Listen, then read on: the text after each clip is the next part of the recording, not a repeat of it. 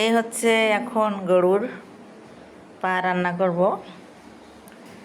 তো প্রথমে হাঁড়িতে হচ্ছে আমি পেঁয়াজ কুচি দিয়ে দিলাম, আদা রসুন পেঁয়াজ বাটা পরিমাণ মতো দিয়ে দিলাম, লবণ পরিমাণ মতো, মরিচের গুঁড়ো, হলুদের গুঁড়ো, গরম মশলা গুঁড়ো, এরপর হচ্ছে আস্ত এলাচি, পরিমাণ মতো তেল, তেজপাতা দিয়ে ভালো করে মশলা কষিয়ে নেব। কষিয়ে নিয়ে এখন হচ্ছে এখানে আমি এই যে পাগুলো একে একে দিয়ে দিলাম,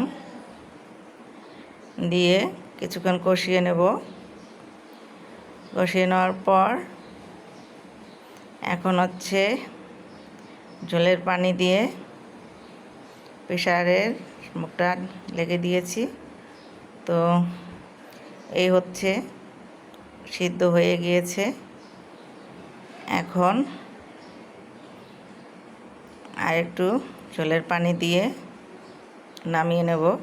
তো কেমন হলো আজকে আমার গরুর পা রান্নাটা। তো এটা হচ্ছে আজকে রুটি দিয়ে খাওয়া হবে। আমার ভিডিওটা যদি ভালো লাগে শেয়ার দিয়ে সবাইকে দেখার সুযোগ করে দেবেন। আল্লাহ হাফেজ।